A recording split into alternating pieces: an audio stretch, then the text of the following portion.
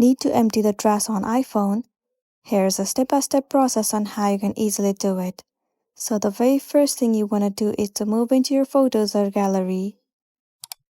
Once you're inside photos, well, you need to scroll down and move into recently deleted. Click on this option.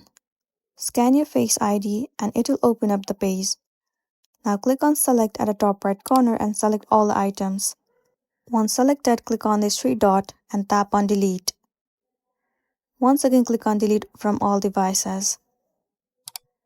Well, there you go, the photo gallery trash is now empty. Now the next thing you want to do is head over to Files.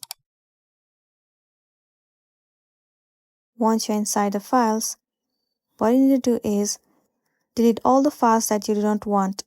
Select the files and click on this trash icon at the bottom of the screen. Once it has been deleted, now you need to go back and head over to Browse. Click on Recently Deleted. Tap on this three dot at the top right. Click on Select. Select all the files and then click on Delete at the bottom of the screen. Once again, tap on Delete. And there you go, the trash of files is empty now. So that's the end of the video. If this video really helped you, give it a like and check out our next tutorial. Thank you.